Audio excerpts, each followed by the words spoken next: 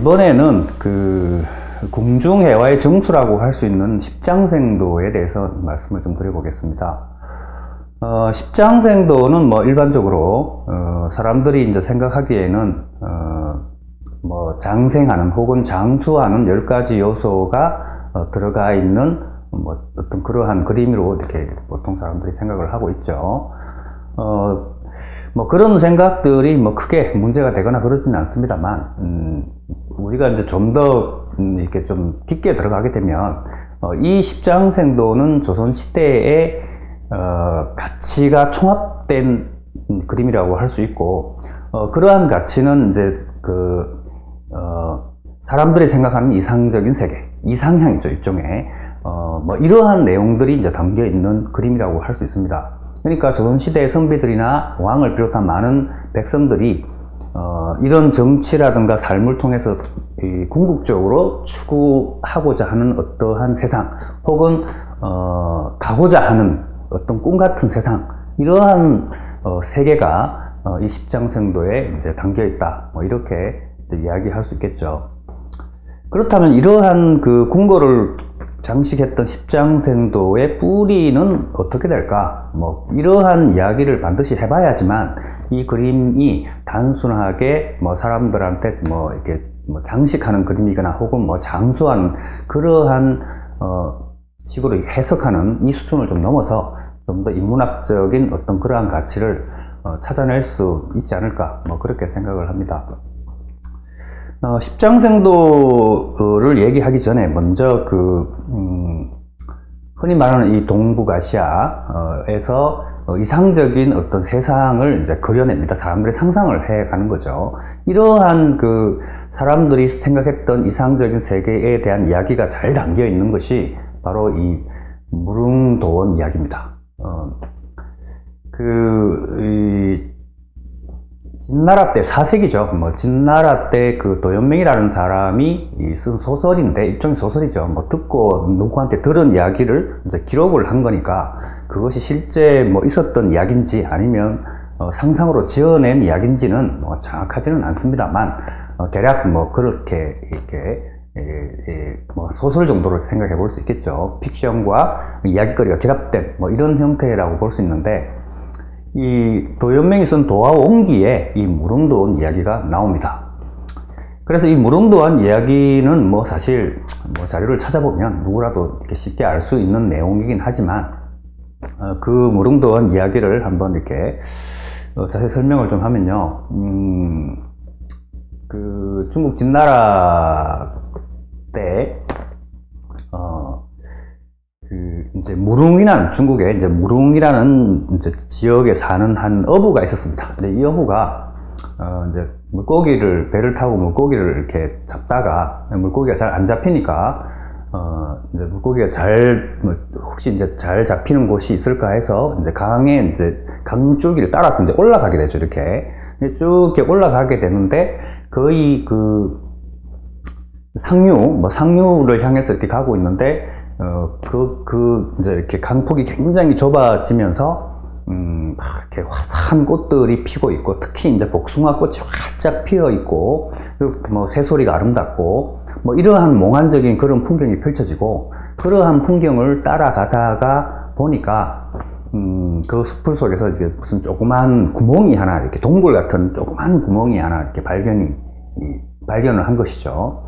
그래서 거기를 이렇게 들여다 보니까 저 안에 뭔가 빛이 좀 보인단 말이죠. 그러니까 이제 궁금함 때문에, 호기심 때문에 거기를 이제 동굴 속으로 들어가게 됩니다. 한 사람이 이제 겨우 비집고 들어갈 수 있는 그러한 크기의 동굴을 이렇게 비집고 들어가서 보니까 그 안에 굉장히 큰 넓은 이제 이 공간, 그 땅이 이제 이렇게 발견이 된 거죠. 그래서 뭐 뽕나무도 있고, 뭐 대나무도 있고, 논밭이 있고, 사람이 살 만한 집들도 이렇게 있는 거죠. 그래서 이렇게 보니까 뭐 늙은이도 있고, 아이도 뛰어놀고, 사람들이 이제 밭을 가꾸면서 일도 하고, 뭐 이런 모습을 이제 보게 됩니다. 그래서 이 사람이 이제 그 안에 동네를 이렇게 구경을 하는 과정에서 이제 이 사람들을 보게 되겠죠. 사람들이 이제 깜짝 놀라는 거예요. 당신 이 옷이라든가 이렇게 생김새가 우리 동네 사람이 아니다. 어떻게 여기를 알게 들어왔냐? 이렇게 물으니까 뭐 이러저러해서 이렇게 들어오게 됐다. 뭐 이렇게 이제 대답을 하게 되고, 반대로 이제 이렇게 물어보게 되겠죠. 당신들은 도대체 뭐 하는 사람들이냐? 이렇게 얘기하니까 거기에 이 나이 든 사람이, 우리는 사실 뭐 이렇게 진나라, 그 당시에 뭐 그 진나라가 중국을 처음으로 통일한 나라 있잖아요. 전쟁이 일어나고 살육이 일어나고 이런 곳인데, 그런 전쟁을 피해서 도망을 온 사람들이다. 그죠? 그래서 우리는 지금까지 여기서 계속 이렇게 살고 있었다. 뭐 전쟁이 바깥 상황은 이제 모르고 한 번도 나가본 적이 없으니까. 근데 뭐 이제 전쟁도 끝나고 뭐 나라도 좀 바뀌고 뭐 이런 변화가 있었는데도 그 안에 사람들은 까마득히 모르고 그냥 그렇게 살았던 거죠. 그래서 이제 사람들한테 극진히 대접을 받고 음식과 이렇게 맛있는 음식과 편안한 잠자리를 통해 가지고 이렇게 극진히 대접을 받고 이러면서 이렇게 좀 편하게 지내다가 이렇게 이제 나오게 되는데, 나오기 전에 이제 그 동네 사람들이 당신이 밖에 나가서 여기가 이런 곳이 있다는 사실을 이야기하지 말아라, 이렇게 이제 부탁을 하게 되고, 이 사람은 근데 조금 궁금하죠. 그래서 이렇게 살짝 나오는 쪽에 이제 표식을 좀 이렇게 해요. 여기 내가 다시 찾아오면 요쯤이 이렇게 여기를 들어가면 된다, 이런 표식을 해놓고 이제 다시 돌아와서 관청에 신고를 합니다. 제가 어디 가보니까 그게 이상한 구멍이 있고 동굴 속으로 들어가니까 사람들이 살고 있더라. 그래서 이제 간원들하고 같이 다시 배를 타고 이제 거기를 찾아가게 되는데, 이제 결국 찾지 못했다. 뭐 이런 이야기가 전설처럼 이제 이렇게 내려오게 되죠. 이게 이제 무릉도원 이야기의 이제 전모입니다.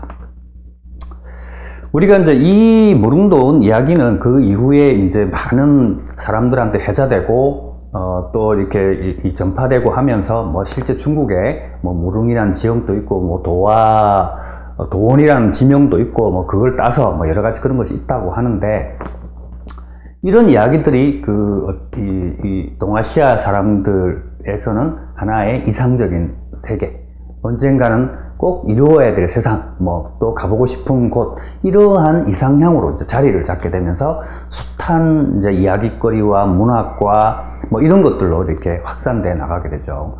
이런 이야기들이 이제 조선시대로 이제 이렇게 전파가 돼서 조선시대 사람들에게도 이 무릉도원은 하나의 이상적인 세상, 이상세계, 뭐 이렇게 이제 인식이 됩니다. 우리가 이 무릉도원 이야기를 조금 더 이렇게 분석을 해보면, 왜 그러면 그 무릉도원이 이상적인 세상이냐, 이게 중요한 거잖아요. 그냥 사람들이 동굴 속에서 옹기종기 모여 사는 것이 그게 이상적인 세상이다라고 하기는 좀 그런 부분이 있죠. 그래서 그 이야기 안에는 굉장히 다양한 어떠한 가치들이 숨어 있습니다. 첫째는 뭐냐면,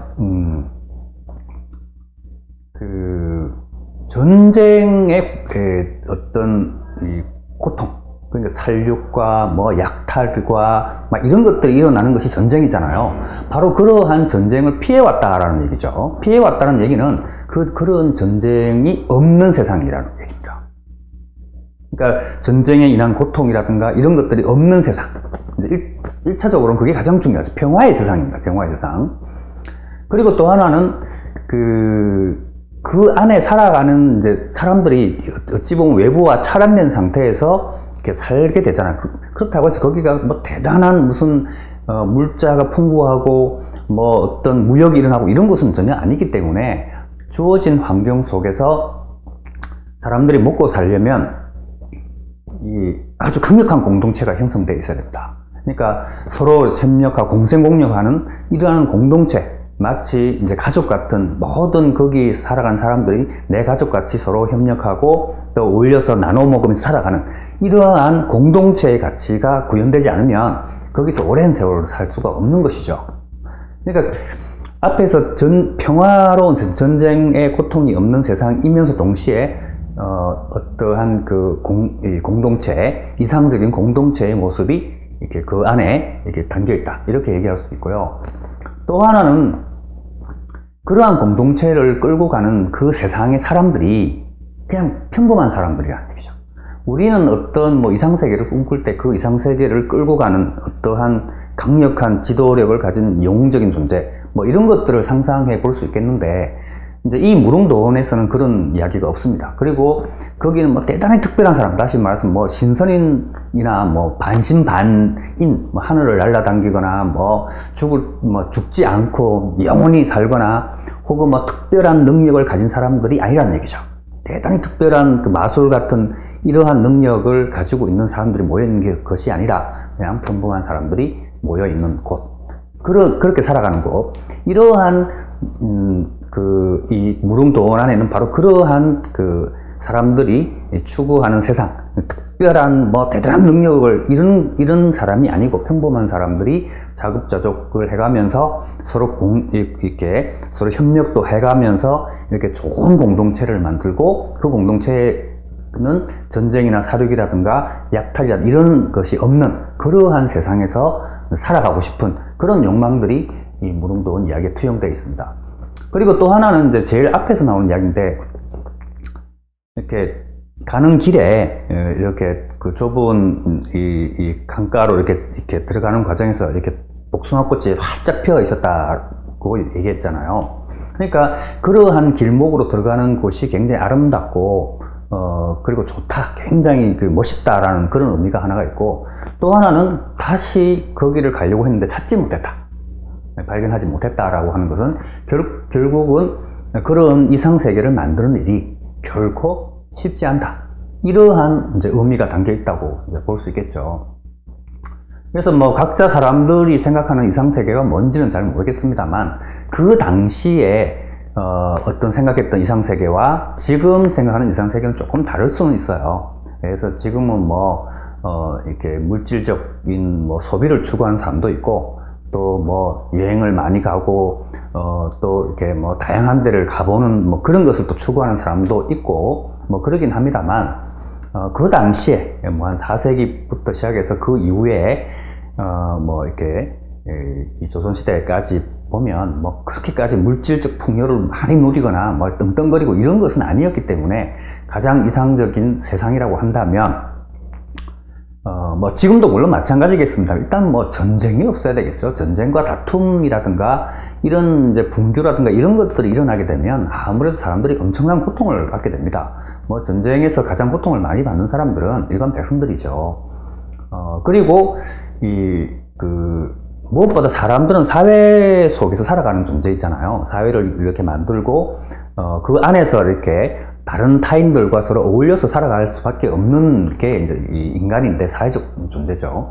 그런 사회는 당연히 그 사회 구성원들끼리 서로 협력을 해야 되고, 그리고 함께 발전을 해 가야 됩니다. 누군가 그 사회 안에서 특정한 뭐 계급이나 특정한 세력들이 있고 나머지 사람들을 약탈해서 뭐 일부만 잘 살게 된다면 그거는 좋은 사회라고 할 수가 없죠. 함께 공생공명, 함께 살면서 함께 번영해가는 이러한 세상이 반드시 지금도 필요하다고 저는 생각을 하고, 또 누구나 공감을 할 것입니다. 그리고 이런 세상을 우리가 만들어 가는데, 현실에서도 뭐 그것이 대단한 무슨